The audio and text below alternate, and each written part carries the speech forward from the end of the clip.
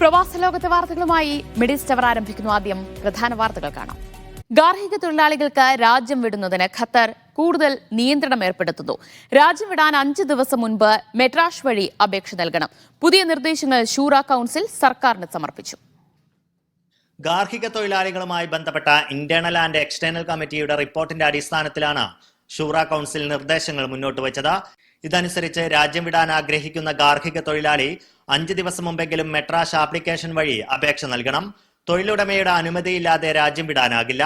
ഏതെങ്കിലും സാഹചര്യത്തിൽ അനുമതി നിഷേധിക്കപ്പെട്ടാൽ തൊഴിലാളിക്ക് ബന്ധപ്പെട്ട അതോറിറ്റികളെ സമീപിക്കാം. ഗാർഹിക തൊഴിലാളികളുമായി ബന്ധപ്പെട്ട പരാതികൾ കൂടുന്ന സാഹചര്യത്തിലാണ് ഷൂറ കൗൺസിൽ സർക്കാരിന് മുന്നിൽ മോഷൻ ഓഫ് ഡിസയർ സമർപ്പിക്കുന്നത്. കരാർ കാലാവധി കഴിയുന്നതിന് മുമ്പ് തൊഴിലാളികൾ ഓടിപ്പോകുന്നത് തടയാനും നിർദ്ദേശമുണ്ട്. ഇതിനായി തൊഴിൽ കരാറിൽ മാറ്റങ്ങൾ വരുത്തും. തൊഴിലാളി ഓടിപ്പോയതായി റിപ്പോർട്ട് ചെയ്താൽ അത് കരാർ ലംഘനമായി പരിഗണിക്കും. യാത്രാ ചെലവുകളും ഡീപ്പോർട്ടേഷൻ ചെലവുകളും തൊഴിലാളി തന്നെ വഹിക്കേണ്ടി വരും. വിവിധ കാരണങ്ങളാൽ ബന്ധപ്പെട്ട അധികാരികൾക്ക് മുന്നിൽ സറണ്ടർ ചെയ്യുന്ന തൊഴിലാളികൾക്കും ഇത് ബാധകമാണ്. ഇങ്ങനെ വിസ കാലാവധി കഴിയും മുമ്പ് സ്പോൺസറുടെ അനുമതിയില്ലാതെ ജോലി ഉപേക്ഷിക്കുന്ന തൊഴിലാളിക്ക് മറ്റൊരു സ്പോൺസർഷിപ്പിലേക്ക് മാറാനും കഴിയില്ല. ഇത്തരക്കാർക്ക് ജോലി നൽകുന്ന കമ്പനികൾക്കും വ്യക്തികൾക്കുമുള്ള പിഴ ഉയർത്തണമെന്നും ഷൂറ കൗൺസിൽ ശുപാർശ ചെയ്യുന്നു. സ്വകാര്യ മേഖലയിൽ സ്വദേശിവൽക്കരണം നടത്തുന്നത് സംബന്ധിച്ച സാമ്പത്തികകാര്യ സമിതിയുടെ കരട് നിയമത്തിന് ഷൂറ കൗൺസിൽ അംഗീകാരം നൽകി. Media 1 Doha.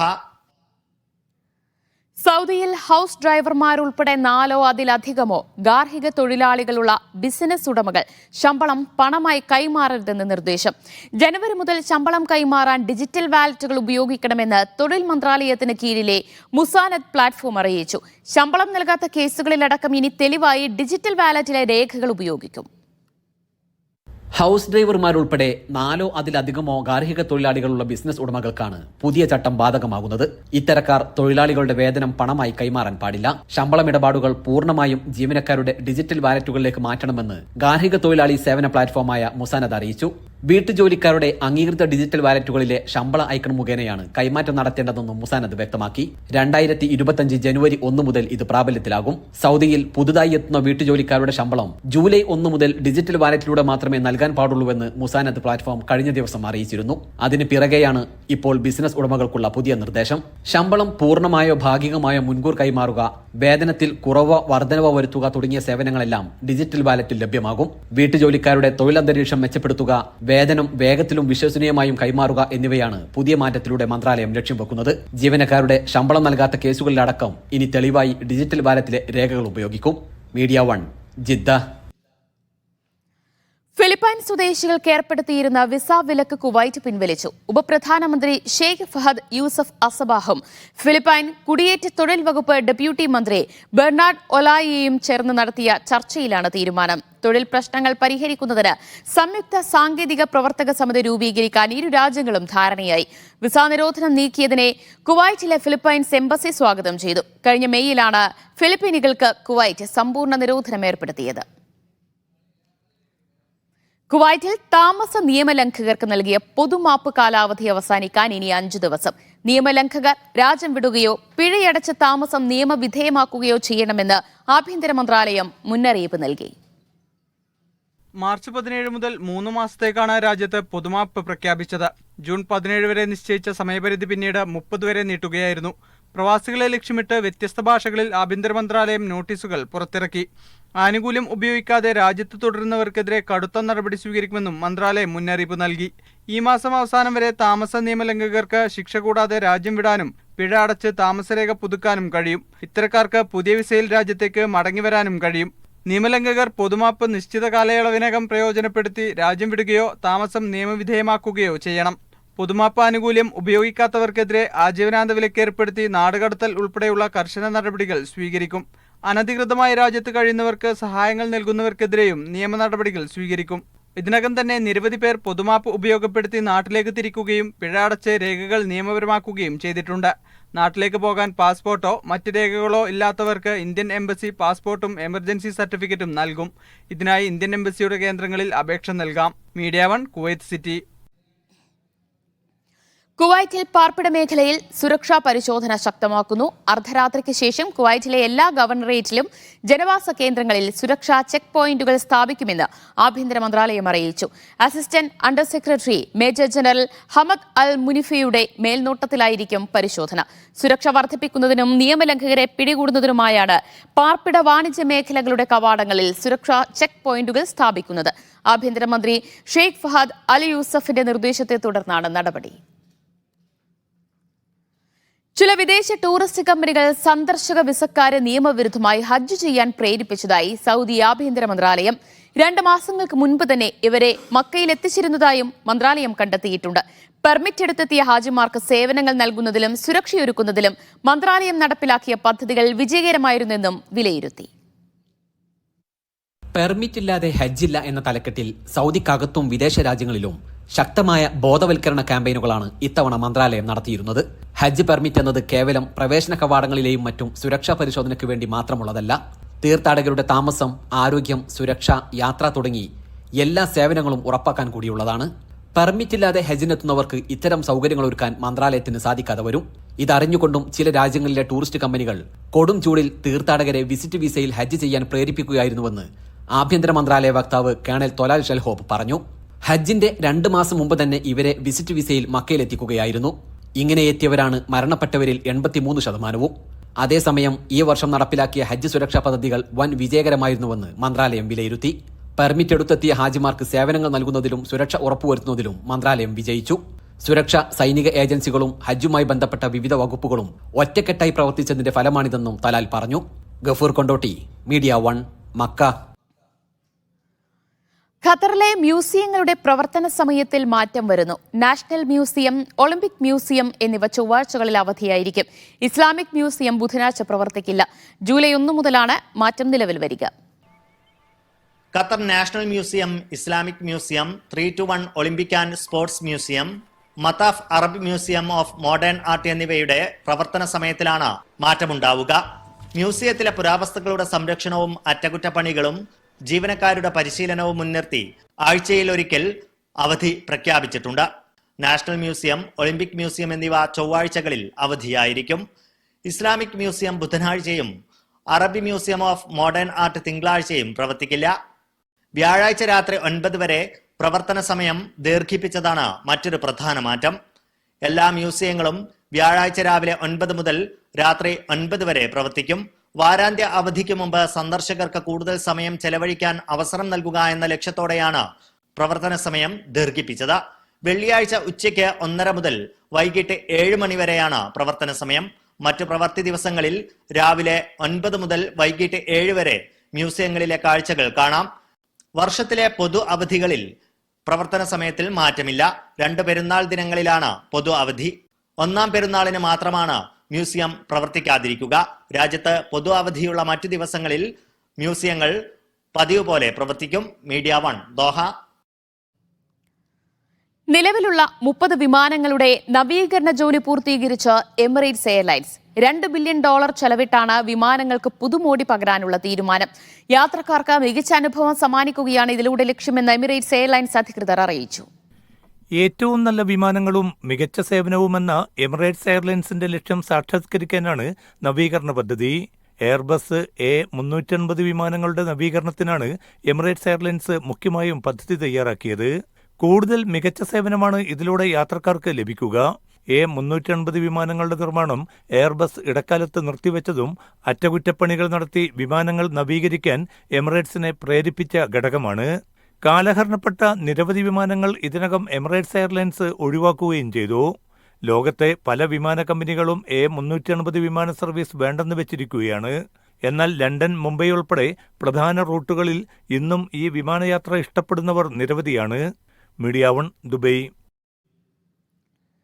സൗദിയിലെ റെഡ് സീ അന്താരാഷ്ട്ര വിമാനത്താവളത്തിന്റെ പ്രവർത്തനങ്ങൾ അവസാന ഘട്ടത്തിലേക്ക്. പ്രതിവർഷം 10 ലക്ഷത്തോളം യാത്രക്കാരെ സ്വീകരിക്കാൻ കഴിയും വിധത്തിലാണ് വിമാനത്താവളം ഒരുങ്ങുന്നത്.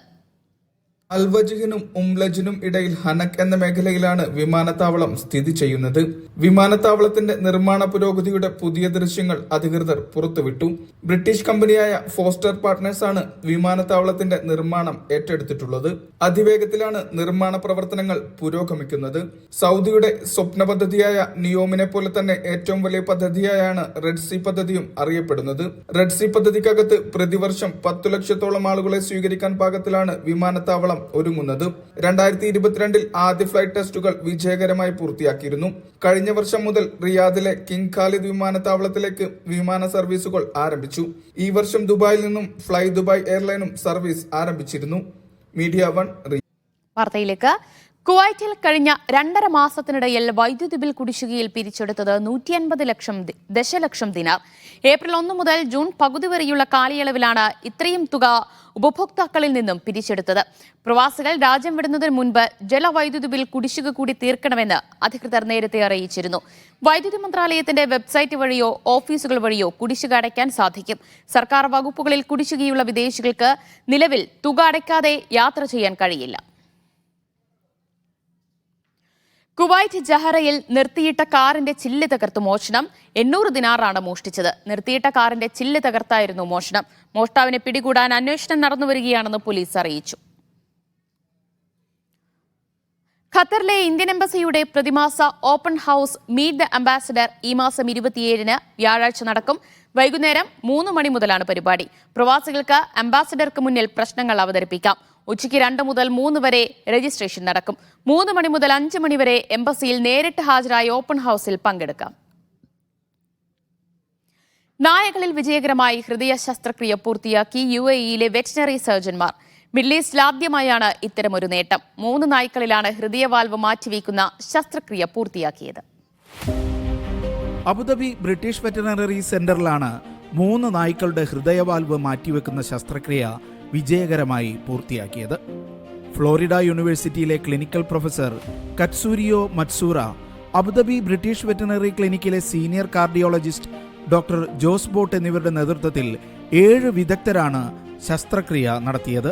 മിഡിൽ ഈസ്റ്റ് ആഫ്രിക്കൻ രാജ്യങ്ങളിൽ ആദ്യമായാണ് നായ്ക്കളിൽ ഇത്തരമൊരു ഹൃദയ ശസ്ത്രക്രിയ വിജയിപ്പിക്കുന്നത്. നേരത്തെ ജപ്പാൻ, UK, ഫ്രാൻസ്, US എന്നിവിടങ്ങളിൽ നായ്ക്കളിൽ ഹൃദയ ശസ്ത്രക്രിയ വിജയിച്ചിട്ടുണ്ട്. ഹൃദയവാൽവ് തകരാറിലാകുന്ന അസുഖം നായ്ക്കളിൽ സാധാരണയാണെങ്കിലും 10% നായ്ക്കളെ മാത്രമേ ഉടമകൾ ചികിത്സയ്ക്കായി ഡോക്ടർമാരിൽ എത്തിക്കാറുള്ളൂ. ഹൃദയത്തിന്റെ പ്രവർത്തനം ദുർബലമായി നായ്ക്കൾ പൊടുന്നനെ ചത്തുപോകുന്നതാണ് പതിവ്. Veterinary medicine, heart disease is extraordinarily common, significantly more common than most people would think. It is estimated that approximately 10% of all patients presented to a veterinary consult will have some type of heart disease. ശസ്ത്രക്രിയയ്ക്ക് വിധേയമായ 3 നായ്ക്കളും പൂർണ്ണ ആരോഗ്യത്തിലേക്ക് മടങ്ങിയതായും ഡോക്ടർമാർ പറഞ്ഞു. UAE-യുടെ veterinary മേഖലയിൽ ഈ ശസ്ത്രക്രിയയുടെ വിജയം ചരിത്ര നേട്ടമാണെന്നും ഇവർ ചൂണ്ടിക്കാട്ടി. Media 1 Abu Dhabi. സമഗ്ര ആരോഗ്യ പരിരക്ഷ വാഗ്ദാനം ചെയ്ത കെന്റ് ഹെൽത്ത് കെയർ ആരോഗ്യ കേന്ദ്രം ബർദുബയിൽ പ്രവർത്തനം ആരംഭിച്ചു. വിദഗ്ധരുടെ മേൽനോട്ടത്തിലുള്ള ആധുനിക ചികിത്സാ സംവിധാനങ്ങളും പുനരധിവാസ സേവനങ്ങളുമാണ് പുതിയ കേന്ദ്രം ലക്ഷ്യമിടുന്നത്. ബർദുബൈ മൻകുൽ റോഡിലെ നഷ്വാൻ ബിൽഡിംഗിലാണ് കെന്റ് ഹെൽത്ത് സെന്ററിന്റെ പുതിയ കേന്ദ്രം. ഹോളിസ്റ്റ് കെയറിന്റെ എല്ലാ സേവനങ്ങളും ഒറ്റ കേന്ദ്രത്തിൽ ലഭ്യമാകുന്നു എന്നതാണ് കെന്റ് ഹെൽത്ത് കെയറിന്റെ പ്രത്യേകത. Physiotherapy, psychology, speech therapy, occupational therapy, behavioural therapy, audiology ഉൾപ്പെടെ എല്ലാ പുനരധിവാസ സേവനങ്ങളും കെന്റ് ഹെൽത്ത് കെയറിൽ ലഭ്യമാണ്. ദുബായിൽ പൊതുവെ ഇല്ലാത്ത ഒരു കൺസെപ്റ്റാണ്. അതായത് റീഹാബിലിറ്റേഷൻ യൂണിറ്റിൻ്റെ എല്ലാ വിഭാഗങ്ങളെയും ഒരുമിച്ച് കൊണ്ടാണ് നമ്മൾ ഈ കെന്റ് ഹെൽത്ത് കെയർ സജ്ജീകരിച്ചിരിക്കുന്നത്. കെന്റ് ഒരു പ്രീമിയം സർവീസ് സെൻ്റർ ആണെങ്കിൽ പോലും ഈ വിഷയവുമായി മറ്റു ഇതര സ്ഥാപനങ്ങളെ അപേക്ഷിച്ച് വളരെ റീസണബിളായ രൂപത്തിലുള്ള ചാർജാണ് നമ്മൾ നിലവിൽ ഇതിന് വച്ചിരിക്കുന്നത്. Flora hospitality CEO VA Muhammad Hasan, Alshifa medical group, Med Seven India എന്നിവയുടെ ചെയർമാൻ ഡോക്ടർ മുഹമ്മദ് കാസിം, സെൻഹ lifestyle MD Sameer Pookkuzhi, ബിന്നലി medical supplies chairman Omar Ali, Rasheed Kottayil, advocate Backer Ali എന്നിവർ കെന്റ് ഹെൽത്ത് കെയർ ഉദ്ഘാടന ചടങ്ങിൽ സംബന്ധിച്ചു. Kent health care general manager Shoukath Marangattu, CEO Sabith Umar, പാർട്ണർമാരും ഡയറക്ടർമാരുമായ Ajas KM, Samsudheen PM, Ajinas PA എന്നിവരും ഉദ്ഘാടന ചടങ്ങിൽ സന്നിഹിതരായിരുന്നു. Media 1 Dubai. കഴിഞ്ഞ ഒരു വർഷത്തിനിടെ 85,000 ബാഗ് രക്തവും 8,000 പ്ലേറ്റ്ലെറ്റും രാജ്യത്ത് ശേഖരിച്ചതായി കുവൈറ്റ് ആരോഗ്യമന്ത്രി ഡോക്ടർ അഹമ്മദ് അൽ അവാദി. രക്തദാതാക്കളുടെ അന്താരാഷ്ട്ര ദിനത്തോടനുബന്ധിച്ച് നടന്ന പരിപാടിയിൽ സംസാരിക്കുകയായിരുന്നു ആരോഗ്യമന്ത്രി. ഏറ്റവും മികച്ച സാങ്കേതികവിദ്യ ഉപയോഗിച്ചാണ് രക്തപകർച്ചയും സെല്ലുലാർ തെറാപ്പി സേവനങ്ങളും രാജ്യത്ത് ഉറപ്പാക്കുന്നതെന്ന് ആരോഗ്യമന്ത്രി ഡോക്ടർ അഹമ്മദ് അൽ അവാദി പറഞ്ഞു. രാജ്യത്തെ രക്തദാതാക്കളിൽ 55% സ്വദേശികളും 45% പ്രവാസികളുമാണ്. ഗൾഫ് മേഖലയിൽ ആഗോളാടിസ്ഥാനത്തിൽ അംഗീകാരം നേടിയ ഏക Arab blood bank Kuwait blood ബാങ്കാണ്. അമേരിക്കൻ ബ്ലഡ് ബാങ്ക് ഓർഗനൈസേഷനിൽ നിന്നും അംഗീകാരം ലഭിക്കുവാനുള്ള പ്രവർത്തനത്തിലാണ് കുവൈറ്റ് ബ്ലഡ് ബാങ്ക് എന്ന് അൽ അവാദി പറഞ്ഞു. സർക്കാർ, സ്വകാര്യ സ്ഥാപനങ്ങളുടെയും വിവിധ NGOകളുടെയും കൂട്ടായ പരിശ്രമത്തെ അദ്ദേഹം പ്രശംസിച്ചു. രക്തദാനവുമായി ബന്ധപ്പെട്ട സ്ഥാപനങ്ങളെയും ദാതാക്കളെയും ചടങ്ങിൽ ആദരിച്ചു. രോഗികൾക്ക് കൃത്യസമയത്ത് ചികിത്സ ലഭ്യമാക്കാൻ രക്തത്തിന്റെയും ഡെറിവേറ്റുകളുടെയും വിതരണം ഉറപ്പാക്കാനാണ് ഈ വർഷത്തെ ക്യാമ്പയിൻ ശ്രദ്ധ കേന്ദ്രീകരിക്കുന്നതെന്ന് blood transfusion services department director doctor Reem Al Radwan പറഞ്ഞു. രക്തദാനം അമൂല്യമായ ഒന്നാണെന്നും ഓരോ തുള്ളി രക്തത്തിനും ജീവന്റെ വിലയുണ്ടെന്നും അദ്ദേഹം പറഞ്ഞു. Media 1 Kuwait. കുവൈറ്റിൽ പത്തനംതിട്ട ഡിസ്ട്രിക്ട് അസോസിയേഷന്റെയും ബ്ലഡ് ഡോണേഴ്സ് കേരള കുവൈറ്റ് ചാപ്റ്ററിന്റെയും നേതൃത്വത്തിൽ രക്തദാന ക്യാമ്പ് സംഘടിപ്പിച്ചു. അദാൻ ബ്ലഡ് ട്രാൻസ്ഫ്യൂഷൻ സെന്ററിൽ നടന്ന ക്യാമ്പിൽ നിരവധി പേർ പങ്കെടുത്തു. ലാലു ജേക്കബ് ക്യാമ്പ് ഉദ്ഘാടനം ചെയ്തു. നിമീഷ് കാവാലം, ബിജി മുരളി, മാർട്ടിൻ മാത്യു തുടങ്ങിയവർ സംസാരിച്ചു. Chinchu Chacko, Charles P. George, Bobby Laji, Benny George എന്നിവർ പരിപാടികൾക്ക് നേതൃത്വം നൽകി. കുവൈറ്റ് ബ്ലഡ് ബാങ്ക് നൽകിയ ഉപഹാരം blood donors Kerala Kuwait chapter ഏറ്റുവാങ്ങി. പ്രവാസി വെൽഫെയർ 10ാം വാർഷികാഘോഷത്തിന്റെ ഭാഗമായി ദമാം റീജിയണൽ, എറണാകുളം, തൃശൂർ ജില്ലാ കമ്മിറ്റി കലോത്സവം സംഘടിപ്പിക്കുന്നു. കലോത്സവത്തിന്റെ സംഘാടനത്തിനായി വിപുലമായ സ്വാഗത സംഘം രൂപീകരിച്ചു. സ്കൂൾ കലോത്സവ മാതൃകയിൽ സംഘടിപ്പിക്കുന്ന മേളയിൽ വ്യത്യസ്ത മത്സരങ്ങൾ നടക്കും. 5ാം ക്ലാസ് മുതൽ ജൂനിയർ, സീനിയർ, മുതിർന്നവർ എന്നിങ്ങനെ വ്യത്യസ്ത വിഭാഗങ്ങളിലായാണ് മത്സരങ്ങൾ. സമീഉള്ള കൊടുങ്ങല്ലൂർ ചെയർമാനായും റൌഫ് ചാവക്കാട് കൺവീനറായും അനീസ മെഹബൂബ് അസിസ്റ്റന്റ് കൺവീനറായും കമ്മിറ്റിയെ തെരഞ്ഞെടുത്തു. ലയണൽ മെസ്സിയുടെ 37ാം ജന്മദിനം ആഘോഷിച്ച ഖത്തറിലെ അർജന്റീന ആരാധകർ മെസ്സിയുടെ ചിത്രം ആലേഖനം ചെയ്ത കേക്ക് മുറിച്ച് മധുരം പങ്കുവച്ചാണ് തങ്ങളുടെ ഇഷ്ടതാരത്തിന് ആരാധകർ ജന്മദിനാശംസകൾ നേർന്നത്.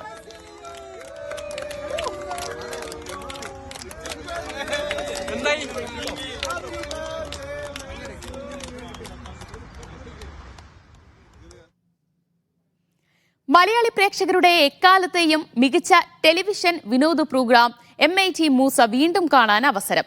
ഇത്തിസലാത്ത് EN ഗ്രൂപ്പിന്റെ സ്റ്റാർ സോണിലാണ് MIT മൂസ വീണ്ടും ലഭ്യമാകുന്നത്. ഗൾഫ് ഉൾപ്പെടെ പശ്ചിമേഷ്യയിലുടനീളം സ്റ്റാർസ് ഓൺ സ്ട്രീം ലൈനിൽ പരിപാടി ലഭ്യമാകും.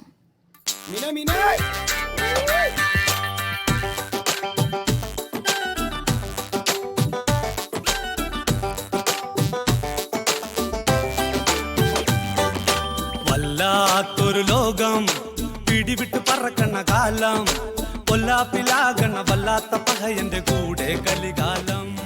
ഈ പാട്ടും മൂസക്കയുടെ ആ വരവും മലയാളിക്ക് അത്ര പെട്ടെന്നൊന്നും മറക്കാൻ കഴിയില്ല. പാത്തുവും മൂസക്കയും അത്രമാത്രം മലയാളി പ്രേക്ഷകരുടെ ഹൃദയത്തിൽ കൂടുകൂട്ടിയിട്ടുണ്ട് MIT മൂസയിലൂടെ. 350-ലേറെ എപ്പിസോഡുകളിൽ MIT മൂസ മലയാളികളെ ചിരിപ്പിക്കുക മാത്രമല്ല ഒരുപാട് ചിന്തിപ്പിക്കുക കൂടിയായിരുന്നു. മൂസക്കയായി വിനോദ് കോവൂരും പാത്തുവായി സുരഭി ലക്ഷ്മിയും നിറഞ്ഞഭിനയിച്ച പരമ്പര.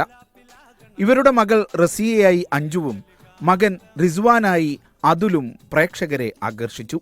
കോഴിക്കോടൻ നാട്ടുഭാഷയുടെ തനിമ ലോകത്തോളം ജനകീയമാക്കിയ പ്രോഗ്രാം കൂടിയാണ് MIT മൂസ. മൊബൈലിൽ സ്റ്റാർസ് ഓൺ ഡൗൺലോഡ് ചെയ്താൽ MIT മൂസ കൂടുതൽ വ്യക്തതയോടെ ആസ്വദിക്കാം. Media 1 Dubai.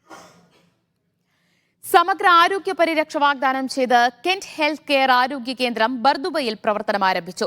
വിദഗ്ധരുടെ മേൽനോട്ടത്തിലുള്ള ആധുനിക ചികിത്സാ സംവിധാനങ്ങളും പുനരധിവാസ സേവനങ്ങളുമാണ് പുതിയ കേന്ദ്രം ലക്ഷ്യമിടുന്നത്. ബർദുബൈ മൻകൂൾ റോഡിലെ നഷ്വാൻ ബിൽഡിംഗിലാണ് കെന്റ് ഹെൽത്ത് സെന്ററിന്റെ പുതിയ കേന്ദ്രം. ഹോളിസ്റ്റിക് കെയറിന്റെ എല്ലാ സേവനങ്ങളും ഒറ്റ കേന്ദ്രത്തിൽ ലഭ്യമാകുന്നു എന്നതാണ് കെന്റ് ഹെൽത്ത് കെയറിന്റെ പ്രത്യേകത. Physiotherapy, psychology, speech therapy, occupational therapy, behavioural therapy, audiology ഉൾപ്പെടെ എല്ലാ പുനരധിവാസ സേവനങ്ങളും കെന്റ് ഹെൽത്ത് കെയറിൽ ലഭ്യമാണ്. ദുബായിൽ പൊതുവെ ഇല്ലാത്ത ഒരു കൺസെപ്റ്റാണ്. അതായത് റീഹാബിലിറ്റേഷൻ യൂണിറ്റിൻ്റെ എല്ലാ വിഭാഗങ്ങളെയും ഒരുമിച്ച് കൊണ്ടാണ് നമ്മൾ ഈ കെൻഡ് ഹെൽത്ത് കെയർ സജ്ജീകരിച്ചിരിക്കുന്നത്. കെൻഡ് ഒരു പ്രീമിയം സർവീസ് സെൻ്റർ ആണെങ്കിൽ പോലും ഈ വിഷയവുമായി മറ്റൊരു സ്ഥാപനങ്ങളെ അപേക്ഷിച്ച് വളരെ റീസണബിളായ രൂപത്തിലുള്ള ചാർജാണ് നമ്മൾ നിലവിൽ ഇതിന് വച്ചിരിക്കുന്നത്.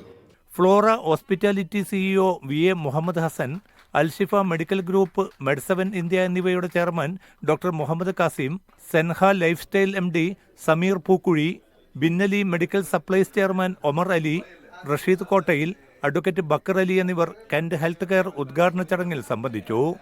കെൻഡ് health care general manager Shoukath Marangattu, CEO Sabith Umar, പാർട്ണർമാരും ഡയറക്ടർമാരുമായ Ajas KM, Samsudheen PM, Ajinas PA എന്നിവരും ഉദ്ഘാടന ചടങ്ങിൽ സന്നിഹിതരായിരുന്നു. Media 1 Dubai. വാർത്തയിലേക്ക്. ഡെങ്കിപ്പനിക്കെതിരെ മലയാളത്തിൽ ബോധവൽക്കരണം സജീവമാക്കി UAE ആരോഗ്യ മന്ത്രാലയം. രോഗം പരത്തുന്ന കൊതുകുകൾ പെരുകുന്നത് തടയാനും ജാഗ്രത പാലിക്കാനും ആവശ്യപ്പെട്ടാണ് ബോധവൽക്കരണം. ഡെങ്കി പരത്തുന്ന കൊതുകുകൾ പകൽ സമയത്താണ് സജീവമാകുന്നതെന്നും അവയ്ക്കെതിരെ ജാഗ്രത വേണമെന്നും UAE ആരോഗ്യ മന്ത്രാലയം മലയാളം ഉൾപ്പെടെയുള്ള ഭാഷകളിൽ പുറത്തിറക്കിയ വീഡിയോയിൽ മുന്നറിയിപ്പ് നൽകുന്നു. കൊതുകുകൾ മുട്ടയിട്ട് പെരുകുന്നത് തടയാൻ വെള്ളം കെട്ടിക്കിടക്കുന്നത് ഒഴിവാക്കണം. ശുചിമുറികളും മറ്റും വൃത്തിയായി സൂക്ഷിക്കണം. കീടനാശിനികൾ ഉപയോഗിച്ച് കൊതുക് ഉൾപ്പെടെയുള്ള കീടങ്ങളെ നിയന്ത്രിക്കാൻ ശ്രമിക്കണം. കൊതുകിൻ്റെ കടിയേൽക്കാതിരിക്കാൻ ക്രീമുകൾ ഉപയോഗിക്കണം. നീളമുള്ള വസ്ത്രങ്ങൾ ധരിക്കണമെന്നും മന്ത്രാലയം നിർദ്ദേശിക്കുന്നു. പനി അനുഭവപ്പെട്ടാൽ വിശ്രമിക്കാനും ധാരാളം വെള്ളം കുടിക്കാനും ശ്രദ്ധിക്കണം. പാരസെറ്റമോൾ പോലുള്ള വേദന സംഹാരികൾ ഉപയോഗിക്കാം. എന്നാൽ ഇബുപ്രൂഫൻ, ആസ്പിരിൻ പോലുള്ള മരുന്നുകൾ ഒഴിവാക്കണം. ഗുരുതരമായ പ്രശ്നങ്ങളുണ്ടെങ്കിൽ ഉടൻ വൈദ്യസഹായം തേടണമെന്നും വീഡിയോ സന്ദേശത്തിൽ മന്ത്രാലയം ചൂണ്ടിക്കാട്ടുന്നു. Media 1 Dubai. ഒമാനിൽ കഴിഞ്ഞ വർഷം പുതിയതായി 221 പുതിയ HIV അണുബാധ കേസുകൾ റിപ്പോർട്ട് ചെയ്തു. ഇതിൽ 54 പേർ സ്ത്രീകളാണ്. ഇതോടെ ഒമാനിൽ HIV ബാധിതരുടെ ആകെ എണ്ണം 2339 ഒമാനിൽ റിപ്പോർട്ട് ചെയ്ത കേസുകളിൽ 70% ലൈംഗിക ബന്ധങ്ങളിലൂടെയാണ്.